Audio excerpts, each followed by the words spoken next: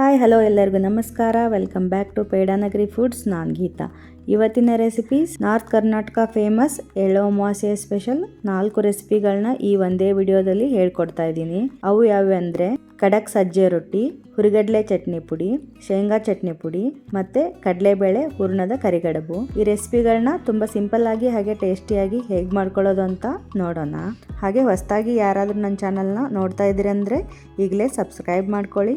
ಪಕ್ಕದಲ್ಲಿರೋ bell button ಕೂಡ click ಮಾಡಿ ಹೊಸದಾಗಿ ಬರುವ ವಿಡಿಯೋ ನೋಟಿಫಿಕೇಶನ್ಗೋಸ್ಕರ. ಹಾಗೆ ವಿಡಿಯೋ ಇಷ್ಟವಾಗಿದ್ದರೆ ಲೈಕ್ ಮಾಡಿ, ಶೇರ್ ಮಾಡಿ, ಕಮೆಂಟ್ ಮಾಡಿ. ಇದೇ ತರಹದ easy and tasty ರೆಸಿಪೀಸ್ಗೆ Pedanagari food ಚಾನಲ್ಗೆ ಸಬ್ಸ್ಕ್ರೈಬ್ ಆಗಿ ಅಂತ ಕೇಳ್ಕೊಳ್ತೀನಿ. ಇದು ಪಾರ್ಟ್ 3 ವಿಡಿಯೋ ಆಗಿರುತ್ತೆ. Ellu Amavasya ರೆಸಿಪೀಸ್ನ part 1 part 2 ವಿಡಿಯೋಸ್ನ already upload ಮಾಡಿದ್ದೀನಿ. ಯಾರಾದರೂ ನೋಡಿಲ್ಲ ಅಂದರೆ ಒಂದ್ಸಲ ಹೋಗಿ ಡಿಸ್ಕ್ರಿಪ್ಷನಲ್ಲಿ ನಾನು ಇದರ ಲಿಂಕ್ ಕೊಟ್ಟಿರ್ತೀನಿ, ಹೋಗಿ ಒಂದ್ಸಲ ಚೆಕ್ ಮಾಡಿ. ಇಲ್ಲಾಂದರೆ ಎಂಡ್ ಸ್ಕ್ರೀನಲ್ಲಿ ವಿಡಿಯೋ ಹಾಕಿರ್ತೀನಿ, ಅಲ್ಲಿ ಬೇಕಾದ್ರೆ ನೀವು ನೋಡ್ಕೋಬಹುದು. ಸೊ ಬನ್ನಿ, ಆಗಿದ್ರೆ ಇವತ್ತಿನ ರೆಸಿಪೀಸ್ನ 1 by 1 ಹೇಗೆ ಮಾಡ್ಕೊಳ್ಳೋದು ಅಂತ ನೋಡ್ಕೊಳ್ಳೋಣ.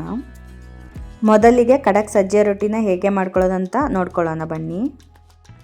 ಮೊದಲನೇದಾಗಿ ನಾನಿಲ್ಲಿ ಒಂದು ಬುಟ್ಟಿಯಲ್ಲಿ 4 ಗ್ಲಾಸ್ನಷ್ಟು ಸಜ್ಜೆ ಹಿಟ್ಟನ್ನು ತೊಗೊಂಡಿದ್ದೀನಿ. 1 kg ಸಜ್ಜೆಗೆ 1 ಕಪ್ನಷ್ಟು ರೈಸು, ಅರ್ಧ ಕಪ್ಪು ಉದ್ದಿನಬೇಳೆ, ಆಮೇಲೆ 2 ರಿಂದ 3 ಅರಿಶಿನ ಕೊಂಬನ್ನು ಹಾಕಿಬಿಟ್ಟು ಇದನ್ನು ಗಿರಣಿಯಲ್ಲಿ ಹಿಟ್ಟು ಮಾಡಿಸ್ಕೋಬೇಕು. ಆ ಹಿಟ್ಟನ್ನು ನಾನು ಇಲ್ಲಿ ತಗೊಂಡು ರೊಟ್ಟಿ ಮಾಡಲಿಕ್ಕೆ ನಾನು ಗ್ಯಾಸ್ ಕಟ್ಟೆ ಮೇಲೆ ಹಾಕ್ಕೊಂಡು ಈ ಥರ ನಡುವು ಹೋಲ್ ಮಾಡ್ಕೊತಾ ಇದ್ದೀನಿ. ಅದಕ್ಕೆ ಸ್ವಲ್ಪ ರುಚಿಗೆ ತಕ್ಕಷ್ಟು ಉಪ್ಪನ್ನು ಹಾಕ್ಕೋಬೇಕು. ನಂತರ ನಾನು ಒಲೆ ಮೇಲೆ 1 ಗ್ಲಾಸನ್ನು ನೀರನ್ನು ಇಟ್ಟು ಇದನ್ನು ಕುದಿಸ್ಕೋಬೇಕು. ಕುದಿಯೋವಂಥ ನೀರನ್ನು ಆ ಹಿಟ್ಟಿಗೆ ಹಾಕಬೇಕು. ಈ ಥರ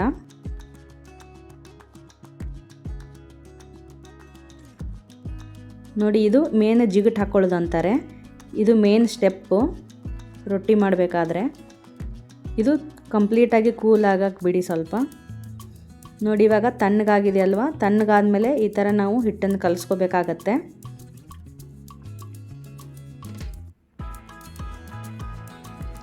ಸ್ವಲ್ಪನೇ ನಾರ್ಮಲ್ ವಾಟ್ರನ್ನ ಹಾಕ್ಕೊಂಡ್ಬಿಟ್ಟು ಈ ಥರ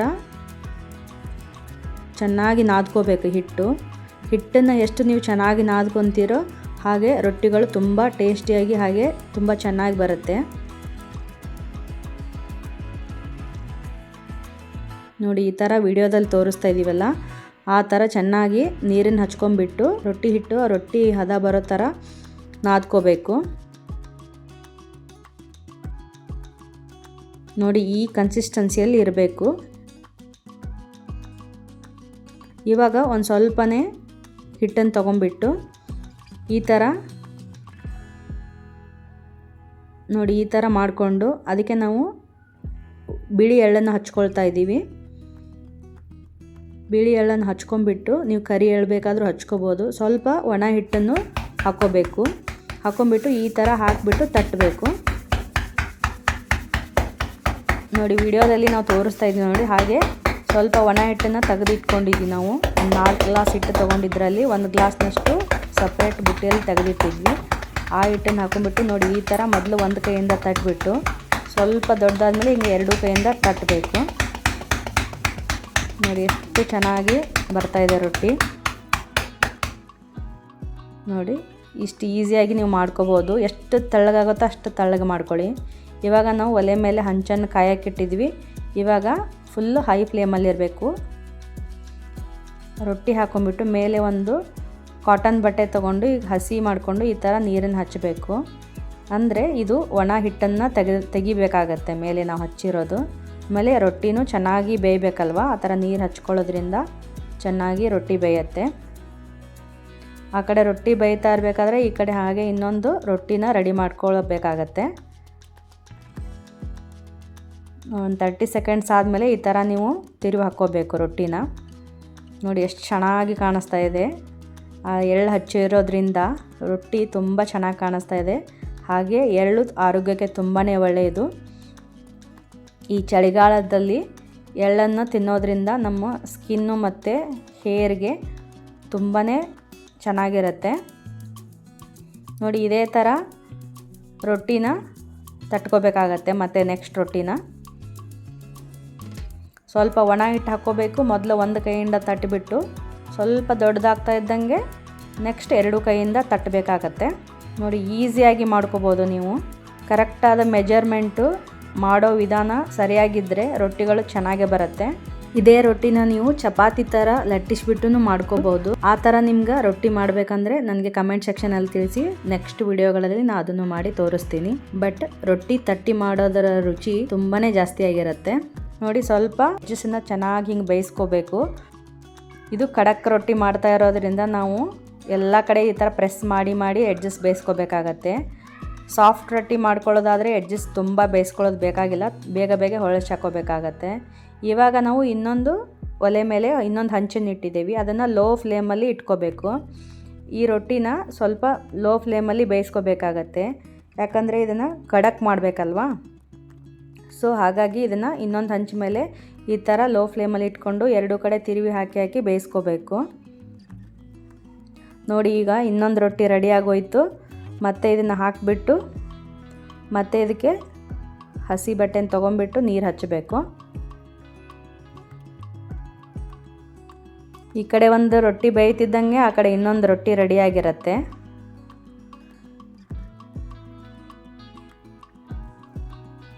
ನೋಡಿ, ಈ ಥರ ನೀರು ಚೆನ್ನಾಗಿ ಹಚ್ಕೋಬೇಕು. ಕಲರ್ ಎಷ್ಟು ಚೆನ್ನಾಗಿ ಕಾಣಿಸ್ತಾ ಇದೆ ನೋಡಿ, ಸಜ್ಜೆ ರೊಟ್ಟಿ. ಇವಾಗ ಒಂದು 30 ಸೆಕೆಂಡ್ಸ್ ಆದಮೇಲೆ ತಿರುವಿ ಹಾಕ್ಕೋಬೇಕಾಗತ್ತೆ.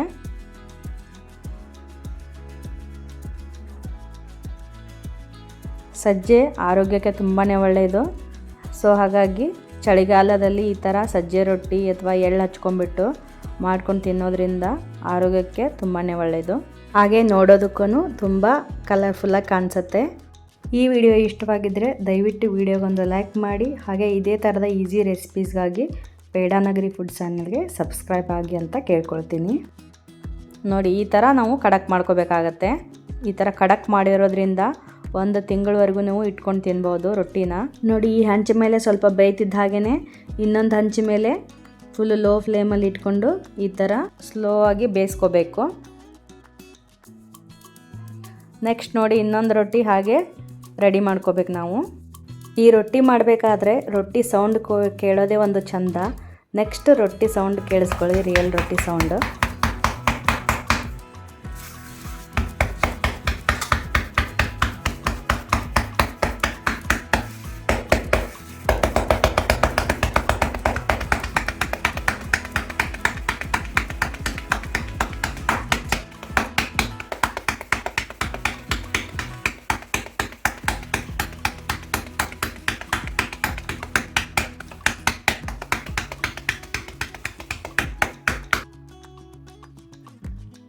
ಸೊ ನೋಡಿದ್ರಲ್ವಾ, ಎಷ್ಟು ಕೇಳೋದಕ್ಕೆ ಎಷ್ಟು ಕಿವಿಗೆ ಇಂಪಾಗಿರುತ್ತೆ. ಒಂಥರ ರೊಟ್ಟಿ ಸೌಂಡು ಸಂಗೀತ ಕೇಳ್ದಂಗೆ ಇರುತ್ತೆ, ಅಷ್ಟು ಚೆನ್ನಾಗಿ ಅನಿಸುತ್ತೆ. ರೊಟ್ಟಿನೂ ಅಷ್ಟು ಈಸಿಯಾಗಿ ರೆಡಿಯಾಗೋಯ್ತು. ನೋಡಿ, ಇವಾಗ ನಾವು ರೊಟ್ಟಿನ ಇದೇ ಥರ ಒಂಥರ ಲೋ ಫ್ಲೇಮಲ್ಲಿ ಇಟ್ಕೊಂಡ್ಬಿಟ್ಟು ಈ ಥರ ರೋಸ್ಟ್ ಮಾಡ್ಕೋಬೇಕಾಗತ್ತೆ. ಅಂದರೆ ರೊಟ್ಟಿ ಖಡಕ್ಕಾಗತ್ತೆ. ಆ ಕಡೆ ಒಂದು ರೊಟ್ಟಿ ರೆಡಿ ಆಗ್ತಿದ್ದಂಗೆ ಈ ಕಡೆ ಇದನ್ನು ರೋಸ್ಟ್ ಮಾಡ್ಕೋಬೇಕು. ಇದೇ ಥರ ನೀವು ನೆಕ್ಸ್ಟ್ ರೊಟ್ಟಿನೂ ಇದೇ ಥರ ಬೇಯಿಸ್ಕೋಬೇಕಾಗತ್ತೆ. ಒಂದು ಗಾದೆ ಮಾತು ನೆನಪಾಗ್ತಾ ಇದೆ ನನಗೆ. ಮದುವೆ ಮಾಡಿ ನೋಡು, ಮನೆ ಕಟ್ಟಿ ನೋಡು ಅಂತ ಒಂದು ಗಾದೆ ಇದೆ.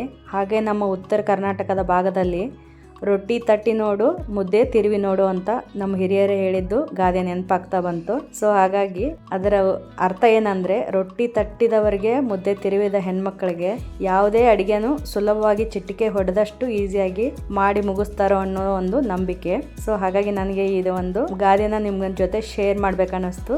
ಹಾಗಾಗಿ ನಿಮ್ಮ ಜೊತೆ ಶೇರ್ ಮಾಡ್ಕೊಂಡಿದ್ದೀನಿ. ಇದ್ರ ಬಗ್ಗೆ ನಿಮ್ಮ ಅನಿಸಿಕೆ ಏನು ಅನ್ನೋದನ್ನು ನನಗೆ ಕಮೆಂಟ್ ಬಾಕ್ಸಲ್ಲಿ ತಿಳಿಸಿ. ಸೊ ನೋಡಿದ್ರಲ್ಲ, ಇದೇ ಥರ ಎಲ್ಲ ರೊಟ್ಟಿನೂ ಮಾಡಿಕೊಂಡು ಈ ಥರ ಇನ್ನೊಂದು ಹಂಚಿನ ಮೇಲೆ ಫುಲ್ಲು ಸಿಮ್ಮಲ್ಲಿ ಇಟ್ಕೊಂಡು ಈ ಥರ ಎಡ್ಜಸ್ನೆಲ್ಲ ಬೇಯಿಸ್ಕೋಬೇಕಾಗತ್ತೆ. ಇದೇ ಥರ ನಾವು ಎಲ್ಲ ರೊಟ್ಟಿನೂ ಮಾಡಿ ಮುಗಿಸ್ಕೊಂಡ್ವಿ. ನಾವು ತೊಗೊಂಡಿರೋಂಥ ಕ್ವಾಂಟಿಟಿಯಲ್ಲಿ ಒಂದು 15ರಿಂದ 20 ರೊಟ್ಟಿ ಆಗಿದ್ವು. ನೋಡಿ, ಇಷ್ಟು ತೆಳ್ಳಗೆ ಮಾಡ್ಕೋಬೇಕು. ಅಂದರೆ ನೀವು ಖಡಕ್ ರೊಟ್ಟಿ ತಿನ್ನಬೇಕಾದ್ರೆ ತುಂಬಾ ಒಂಥರ ಹಪ್ಪಳ ತಿನ್ನಂಗೆ ಇರುತ್ತೆ, ತುಂಬಾ ಟೇಸ್ಟಿ ಆಗಿರುತ್ತೆ. ಹಾಗೆ ಆರೋಗ್ಯಕ್ಕೂ ತುಂಬಾ ಒಳ್ಳೆಯದು. ಗ್ಲೂಟನ್ ಫ್ರೀ ರೆಸಿಪಿ ಇದು.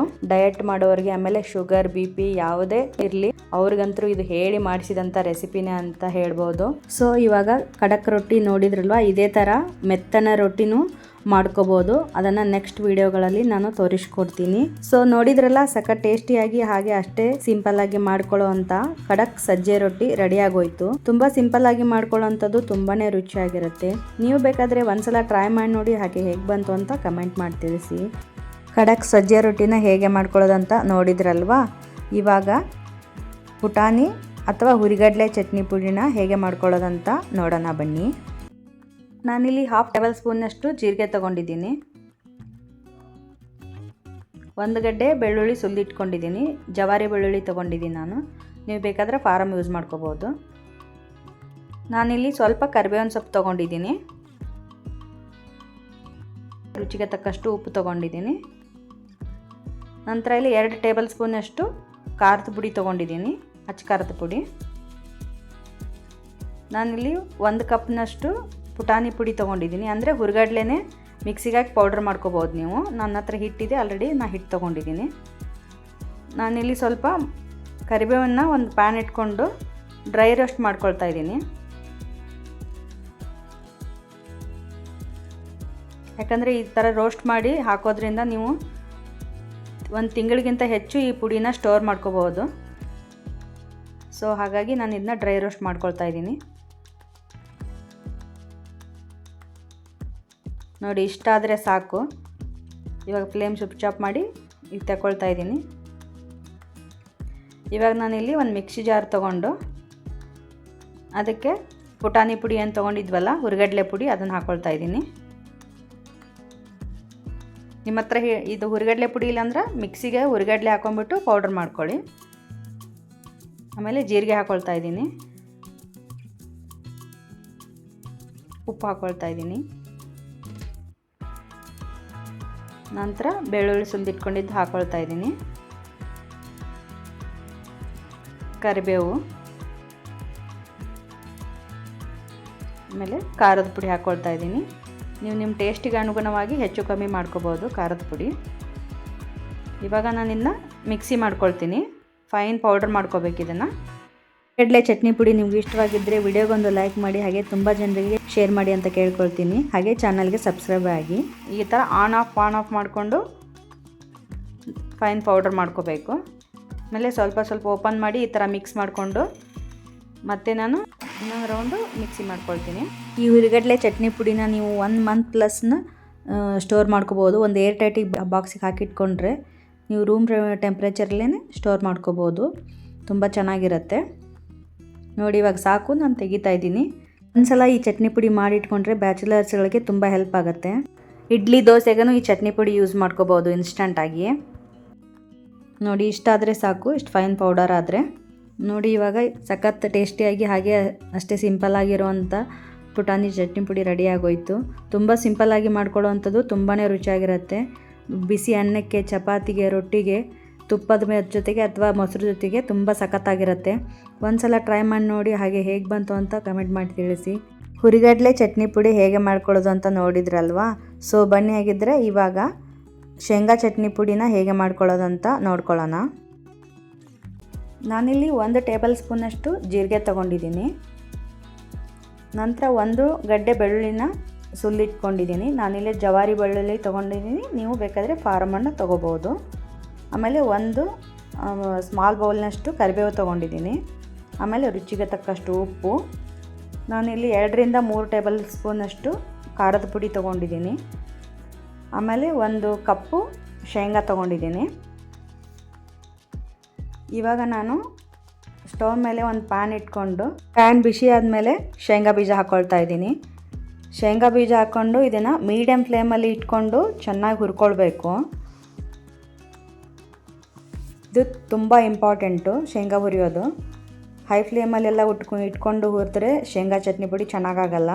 ಮೀಡಿಯಮ್ ಫ್ಲೇಮಲ್ಲಿ ಇಟ್ಕೊಂಡು ಚೆನ್ನಾಗಿ ಹುರಿಬೇಕು. ಮೇಲೆ ನೋಡಿ ಆ ಥರ ಬ್ಲ್ಯಾಕ್ ಸ್ಪಾಟ್ ಬೀಳೋವರೆಗೂ ಹುರ್ಕೋಬೇಕು. ನೋಡಿ, ಈ ಥರ ನಾನು ಇವಾಗ ಹುರ್ಕೊಂಡೆ. ಇದು ಒಂದು 10 ನಿಮಿಷ ತಣ್ಣಗಾಕಿ ಬಿಟ್ಟ ಮೇಲೆ ಈ ಥರ ರಬ್ ಮಾಡಿದರೆ ಸಿಪ್ಪೆ ಎಲ್ಲ ಓಪನ್ ಆಗುತ್ತೆ. ನೋಡಿ, ಈ ಥರ ಆಗುತ್ತೆ. ಇಲ್ಲಾಂದರೆ ನಿಮ್ಮ ಹತ್ರ ಈ ಥರ ಫ್ಲ್ಯಾಟ್ ಸರ್ಫೇಸ್ ಏನಾದರೂ ಇದ್ದರೆ ತೊಗೊಂಡು ಈ ಥರ ಪ್ರೆಸ್ ಮಾಡಿಕೊಂಡ್ರೆ ಈಸಿಯಾಗಿ ಓಪನ್ ಆಗುತ್ತೆ ಸಿಪ್ಪೆ. ನಾನು ಈ ಥರ ಮೆಥಡ್ ಫಾಲೋ ಮಾಡ್ತೇನೆ ಶೇಂಗಾ ಬೀಜ ಸಿಪ್ಪೆ ತೆಗೆಯೋದಕ್ಕೆ. ನೀವು ಯಾವ ಥರ ಮೆಥಡ್ ಫಾಲೋ ಮಾಡ್ತೀರಾ ಅಂತ ನಂಗೆ ಕಮೆಂಟ್ ಸೆಕ್ಷನಲ್ಲಿ ತಿಳಿಸಿ. ಅದೆಲ್ಲ ಓಪನ್ ಆದಮೇಲೆ ಈ ಥರ ಒಂದು ಪರಾತಕ್ಕೆ ಹಾಕೊಂಡ್ಬಿಟ್ಟು ಈ ಥರ ಮಾಡ್ಕೊಂಡ್ಬಿಟ್ರೆ ಎಲ್ಲ ಸಿಪ್ಪೆಗಳು ಆಚೆ ಬರುತ್ತೆ. ನೋಡಿ ಇವಾಗ ಎಲ್ಲ ಕ್ಲೀನ್ ಆಯಿತು. ನಂತರ ನಾವಿಲ್ಲಿ ಕರಿಬೇವಿನ ಏನು ತೊಗೊಂಡಿದ್ವಲ್ಲ ಅದನ್ನು ಒಲೆ ಮೇಲೆ ಒಂದು ಪ್ಯಾನ್ ಇಟ್ಕೊಂಡ್ಬಿಟ್ಟು ಅದಕ್ಕೆ ಬಿಸಿ ಆದಮೇಲೆ ನಾನು ಅದನ್ನು ಹಾಕಿ ಹುರ್ಕೊಳ್ತಾ ಇದ್ದೀನಿ. ಕರಿಬೇವನ್ನ ಈ ಥರ ಚೆನ್ನಾಗಿ ಗರಿ ಗರಿಯಾಗಿ ಹುರ್ಕೊಳ್ಳೋದ್ರಿಂದ ಶೇಂಗಾ ಚಟ್ನಿ ಪುಡಿನ ನೀವು ತುಂಬ ತಿಂಗಳವರೆಗೂ ಸ್ಟೋರ್ ಮಾಡ್ಬೋದು. ಅಂದರೆ 1 ತಿಂಗಳವರೆಗೂ ನೀವು ರೂಮ್ ಟೆಂಪ್ರೇಚರ್ಲೇ ಇಟ್ಕೋಬೋದು. ನೀವು ಫ್ರಿಜ್ಜಿನಲ್ಲಿ ಇಟ್ಕೋತೇನೆ ಅನ್ನೋದಾದರೆ 3 ತಿಂಗಳವರೆಗೂ ಇಟ್ಕೋಬೋದು. ನೋಡಿ ಇವಾಗ ಕರಿಬೇವನ್ನು ಗರಿ ಗರಿಯಾಗಿ ಹುರ್ಕೊಂಡಿದ್ದಾಯಿತು. ಕರಿಬೇವು ತಣ್ಣಗಾದ ನಂತರ ಇವಾಗ ನಾನಿಲ್ಲಿ ಒಂದು ಮಿಕ್ಸಿ ಜಾರ್ ತೊಗೊಂಡಿದ್ದೀನಿ. ಹುರಿದು ಸಿಪ್ಪೆ ಏನು ತೆಗೆದಿಟ್ಕೊಂಡಿದ್ವಲ್ಲ ಅದನ್ನು ಶೇಂಗಾ ಹಾಕ್ಕೊಳ್ತಾ ಇದ್ದೀನಿ. ಮತ್ತು ರುಚಿಗೆ ತಕ್ಕಷ್ಟು ಉಪ್ಪು, ಜೀರಿಗೆ, ನಂತರ ಖಾರದ ಪುಡಿ, ನಿಮಗೆ ಖಾರಕ್ಕೆ ಅನುಗುಣವಾಗಿ ಹೆಚ್ಚು ಕಡಿಮೆ ಮಾಡ್ಕೋಬೋದು. ಆಮೇಲೆ ಬೆಳ್ಳುಳ್ಳಿ, ಆಮೇಲೆ ಹುರಿದು ಇಟ್ಕೊಳ್ತಕ್ಕಂಥ ಕರಿಬೇವು ಹಾಕಿಬಿಟ್ಟು ನಾನು ಇದು ಮಿಕ್ಸಿ ಮಾಡ್ಕೊಳ್ತೀನಿ. ನೋಡಿ ಇವಾಗ ಸರಿಯಾಗಿ ಗಮನಿಸಿ, ನಾನು ಮಿಕ್ಸಿ ಬಟನ್ನ ಉಲ್ಟಾ ಹೊಳಿಸ್ತಾ ಇದ್ದೀನಿ. ಇದು ತುಂಬ ಇಂಪಾರ್ಟೆಂಟು ಚಟ್ನಿ ಪುಡಿ ಮಾಡ್ಕೋಬೇಕಾದ್ರೆ. ನೋಡಿ ಸ್ವಲ್ಪನೇ ಹಿಂಗೆ ಮಿಕ್ಸಿ ಮಾಡಿಕೊಂಡು ಮಿಕ್ಸ್ ಮಾಡ್ತಾ ಇರಬೇಕು. ಮಧ್ಯೆ ಮಧ್ಯೆ ಕಂಟಿನ್ಯೂ ನೀವು ಮಿಕ್ಸಿನ ಆನ್ ಮಾಡ್ಕೋಬಾರ್ದು, ಆಫ್ ಮಾಡಿ ಆನ್ ಮಾಡ್ಕೋಬೇಕು. ಅಂದರೆ ಚಟ್ನಿ ಪುಡಿ ಚೆನ್ನಾಗಾಗತ್ತೆ. ನೋಡಿ ನಾನು ಇವಾಗ ಮತ್ತೆ ಅದನ್ನ ಮಿಕ್ಸಿನ ಆನ್ ಮಾಡಿಬಿಟ್ಟು ಇವಾಗ ಸ್ಟ್ರೇಟ್ ಬಟನ್ನು ಹೊಳಿಸ್ಕೊಂಡು ಇವಾಗ ರನ್ ಮಾಡ್ಕೊಳ್ತಾ ಇದ್ದೀನಿ. ನೋಡಿ ಈ ಥರ ಮಿಕ್ಸ್ ಮಾಡಿಕೊಂಡು ಮತ್ತೆ ಮಿಕ್ಸಿ ಮಾಡ್ಕೋಬೇಕು. ಇವಾಗ ನಾರ್ಮಲಾಗಿ ನಾವು ಹೆಂಗೆ ಮಿಕ್ಸಿ ಆನ್ ಮಾಡ್ಕೊತೀವಲ್ಲ ಹಂಗೆ ಮಾಡಿಕೊಂಡು ಸ್ವಲ್ಪ ಹೊತ್ತು ತಿರುಗಿಸ್ಕೊಂಡೆ. ನೋಡಿ ಈ ಒಂದು ಟ್ರಿಕ್ಸ್ ಫಾಲೋ ಮಾಡೋದ್ರಿಂದ ಚಟ್ನಿ ಪುಡಿ ಟೆಕ್ಸ್ಚರ್ ಇಷ್ಟು ಚೆನ್ನಾಗಿ ಬರುತ್ತೆ. ನಾವು ಸೇಮ್ ಒಳ್ಳಲ್ಲಿ ಹೇಗೆ ಕುಟ್ತೀವಲ್ಲ ಅದೇ ಥರ ಟೆಕ್ಸ್ಚರ್ ಬರುತ್ತೆ.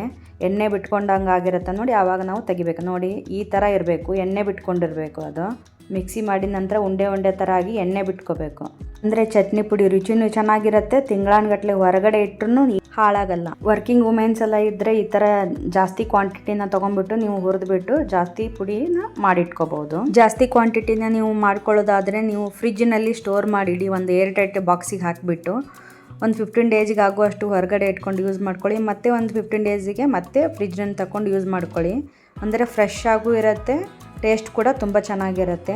ಈ ಚಟ್ನಿ ಪುಡಿ ಒಂದಿದ್ದರೆ ನೀವು ಬಿಸಿ ಅನ್ನಕ್ಕೆ, ಚಪಾತಿಗೆ, ರೊಟ್ಟಿಗೆ, ದೋಸೆಗೆ, ತಾಲಿಪಟ್ಟು, ಪರೋಟ ಇವುಗಳಿಗೆಲ್ಲ ಇನ್ಸ್ಟಂಟಾಗಿಯೇ ಯೂಸ್ ಮಾಡ್ಕೋಬೋದು. ತುಪ್ಪದ ಜೊತೆಗೆ ಅಥವಾ ಮೊಸರು ಜೊತೆಗೆ ಯಾವುದಕ್ಕಾದರೂ ಸೂಟ್ ಆಗುತ್ತೆ. ನೋಡಿದ್ರಲ್ಲ ಸಖತ್ ಟೇಸ್ಟಿಯಾಗಿ ಹಾಗೆ ಅಷ್ಟೇ ಸಿಂಪಲ್ಲಾಗಿ ಮಾಡ್ಕೊಳ್ಳೋ ಅಂಥ ಶೇಂಗಾ ಚಟ್ನಿ ಪುಡಿ ರೆಡಿಯಾಗೋಯ್ತು. ತುಂಬ ಸಿಂಪಲ್ಲಾಗಿ ಮಾಡ್ಕೊಳ್ಳೋ ಅಂಥದ್ದು ತುಂಬಾ ರುಚಿಯಾಗಿರುತ್ತೆ. ನೀವು ಬೇಕಾದರೆ ಒಂದ್ಸಲ ಟ್ರೈ ಮಾಡಿ ನೋಡಿ, ಹಾಗೆ ಹೇಗೆ ಬಂತು ಅಂತ ಕಮೆಂಟ್ ಮಾಡಿ ತಿಳಿಸಿ. ಶೇಂಗಾ ಚಟ್ನಿ ಪುಡಿ ಹೇಗೆ ಮಾಡ್ಕೊಳ್ಳೋದಂತ ನೋಡಿದ್ರಲ್ವಾ. ನೆಕ್ಸ್ಟ್ ರೆಸಿಪಿ ಕಡಲೆಬೇಳೆ ಹೂರ್ಣದ ಕರಿಗಡುಬು ಹೇಗೆ ಮಾಡ್ಕೊಳ್ಳೋದಂತ ನೋಡ್ಕೊಳ್ಳೋಣ ಬನ್ನಿ. ಮೊದಲಿಗೆ ನಾನಿಲ್ಲಿ ಕಡಲೆಬೇಳೆ 2 ಕಪ್ಪನ್ನು ಕುಕ್ಕರ್ಗೆ ಹಾಕ್ಕೊಳ್ತಾ ಇದ್ದೀನಿ.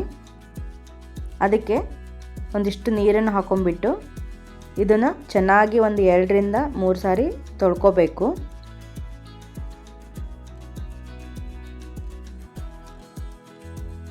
ನೋಡಿ ಇವಾಗ ತೊಳೆದಿದ್ದಾಯಿತು. ಇವಾಗ ನಾನು ಇದಕ್ಕೆ 5 ಕಪ್ಪು ನೀರನ್ನು ಹಾಕ್ತಾ ಇದ್ದೀನಿ. 2 ಕಪ್ಪು ಕಡಲೆಬೇಳೆಗೆ ನಾನು 5 ಕಪ್ಪು ನೀರನ್ನು ಸೇರಿಸ್ಕೊಂಡು ಇದನ್ನು ಕುಕ್ಕರ್ ಲಿಡ್ ಮುಚ್ಚಿಬಿಟ್ಟು ಬೇಯಿಸ್ಕೋಬೇಕು. ನಾನಿವಾಗ ಗ್ಯಾಸ್ ಸ್ಟವ್ ಮೇಲೆ ಇಟ್ಬಿಟ್ಟು ಇದನ್ನು 2 ವಿಷಲ್ ಮಾಡ್ಕೊಳ್ತೀನಿ ಹೈ ಫ್ಲೇಮಲ್ಲಿ. ಅದು ಬೇಳೆ ಬೇಯೋಷ್ಟರಲ್ಲಿ ನಾವು ಹಿಟ್ಟನ್ನು ಕಲಸಿಟ್ಕೊಳ್ಳೋಣ. ಒಂದು ಬೌಲ್ಗೆ ನಾನು 2 ಕಪ್ಪು ಮೈದಾ ಹಿಟ್ಟು, 2 ಸ್ಪೂನು ಅಕ್ಕಿ ಹಿಟ್ಟು, ಆಮೇಲೆ ಸ್ವಲ್ಪ ಉಪ್ಪನ್ನು ಹಾಕಿಬಿಟ್ಟು ಇದನ್ನು ಸ್ವಲ್ಪ ನೀರನ್ನು ಹಾಕ್ಕೊಂಡ್ಬಿಟ್ಟು ಚೆನ್ನಾಗಿ ಕಲಿಸ್ಕೋಬೇಕು.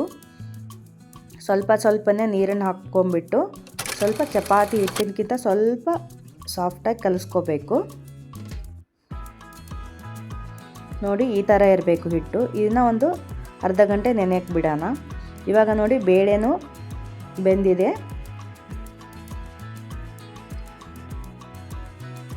ನೋಡಿ ಪರ್ಫೆಕ್ಟಾಗಿ ಬೇಳೆ ಬೆಂದಿದೆ. ನೋಡ್ತಾ ಇರ್ಬೋದು ನೀವು. ನೀರು ನೋಡಿ ಇಷ್ಟೇ ಇದೆ. ನೀರನ್ನು ತುಂಬ ಹಾಕ್ಕೊಳಕ್ಕೆ ಹೋಗಬೇಡಿ, ಎಲ್ಲ ಹೊರಗಡೆ ಸಿಡಿದು ಬಿಡುತ್ತೆ. ಅದಕ್ಕೆ ಕಡಿಮೆ ನೀರನ್ನು ಹಾಕ್ಕೊಂಡು ಬೇಳೆನ ಬೇಯಿಸ್ಕೊಳ್ಳಿ ಮುಂಚೆ.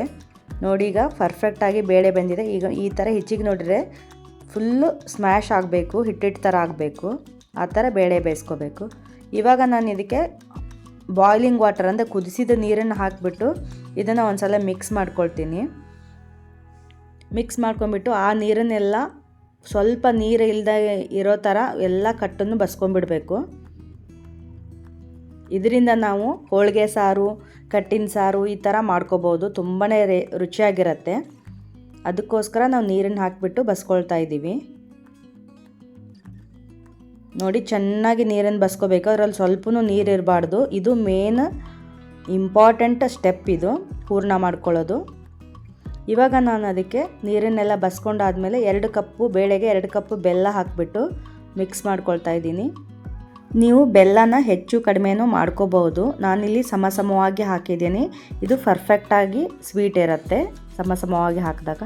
ಈ ಬೇಳೆ ಕಟ್ಟಿನಿಂದ ನೀವು ರುಚಿಯಾದ ಕಟ್ಟಿನ ಸಾರು, ಹೋಳಿಗೆ ಸಾರನ್ನು ಮಾಡ್ಕೋಬೋದು. ಅದನ್ನು ನೆಕ್ಸ್ಟ್ ವಿಡಿಯೋಗಳಲ್ಲಿ ನಾನು ತೋರಿಸ್ಕೊಡ್ತೀನಿ. ಇವಾಗ ನಾನು ಅದನ್ನು ಬೆಲ್ಲ ಏನು ಹಾಕಿಟ್ಟಿದ್ವಲ್ಲ ಅದನ್ನು ಒಲೆ ಮೇಲೆ ಇಟ್ಕೊಂಡ್ಬಿಟ್ಟು ಇದನ್ನು ಚೆನ್ನಾಗಿ ಕುದಿಸ್ಕೋಬೇಕು. ಬೇಳೆ ಮತ್ತು ಬೆಲ್ಲ ಮಿಕ್ಸ್ ಮಾಡಿದ್ವಲ್ಲ, ಇದನ್ನು ಬೆಲ್ಲ ಕರಗಿ ಅದು ನೀರಿನ ಅಂಶ ಕಡಿಮೆ ಆಗೋವರೆಗೂ ಕುದಿಸ್ಕೋಬೇಕು. ಆ ಥರ ಕುದಿಸ್ಕೊಂಡ್ರೆ ನೀವು ಕಡುಬುನ 2ರಿಂದ 3 ದಿನ ಇಟ್ಕೋಬೋದು, ಕೆಡಲ್ಲ. ನೋಡಿ, ಇವಾಗ ಪರ್ಫೆಕ್ಟಾಗಿ ಆಗಿದೆ, ನೀರು ಕಡಿಮೆ ಆಗಿದೆ. ಇವಾಗ ನಾನು ಒಂದು 2 ಟೀ ಸ್ಪೂನಷ್ಟು ಏಲಕ್ಕಿ ಪುಡಿನೂ ಹಾಕಿಬಿಟ್ಟು ಮಿಕ್ಸ್ ಮಾಡ್ತಾಯಿದ್ದೀನಿ. ನೋಡಿ, ಇವಾಗ ಕರೆಕ್ಟಾಗಿದೆ. ಇವಾಗ ಸ್ವಿಚ್ ಆಫ್ ಮಾಡಿ ಫ್ಲೇಮ್ನ. ಇದು ಆರಿದ ಮೇಲೆ ಇನ್ನೂ ಗಟ್ಟಿ ಆಗುತ್ತೆ. ಇದು ವಾರ್ಮ್ ಆಗಬೇಕು, ಬಿಸಿ ಇದೆ ಇರುತ್ತಲ್ವ ತುಂಬ, ಅದು ವಾರ್ಮ್ ಆಗೋವರೆಗೂ ಆರಕ್ಕೆ ಬಿಡಿ. ನೋಡಿ, ಇವಾಗ ಪರ್ಫೆಕ್ಟಾದ ಕನ್ಸಿಸ್ಟೆನ್ಸಿಯಲ್ಲಿದೆ ಬೇಳೆ.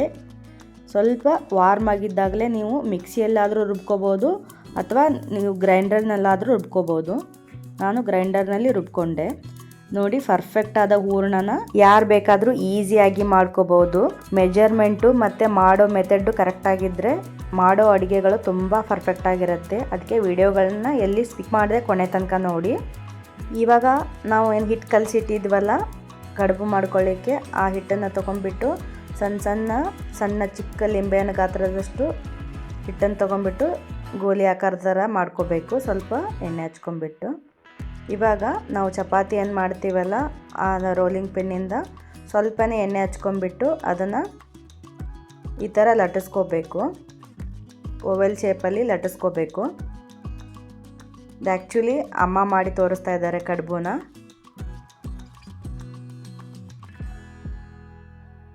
ನೋಡಿ, ಈ ಥರ ತೆಳ್ಳಗೆ ಲಟ್ಟಿಸ್ಕೋಬೇಕು ಎಲೆಗಳನ್ನ.